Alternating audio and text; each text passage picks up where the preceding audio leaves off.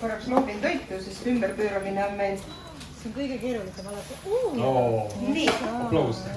Ja, on natuke loobitud omlette. Nii, et tasapisi saab siis valmis. Kui sa tahad, sa võid sinna peale panna mis iganes rohelist, rukkolat, koriandrit, sibulat, hapuublikat, ärge pange. Et see ei ole nii hea. Võib panna ja siis järgmine tead, kas panna või ja mitte siis saad aru, et enam pole mõtet panna. Ja, tüümianit me ei pane koriandrit. Nii, et samamoodi. Me jäime pooleli sellele, et hirmus palju aega läheb.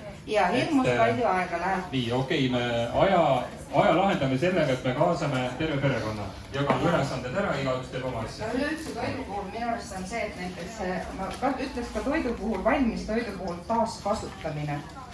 No näiteks, et sa teed üks päev kodus ploppi. Jääb alles, mis te teete sellega? Panen sügav külma. Või vaene mees peab ära sööma jälle.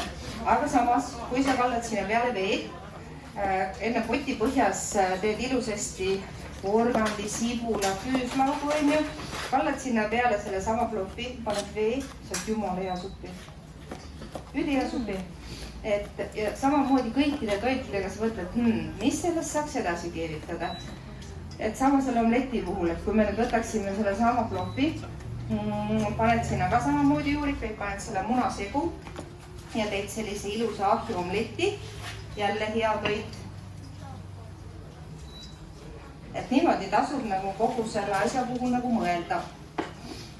Et nagu ma ütlesin, taaskasutus.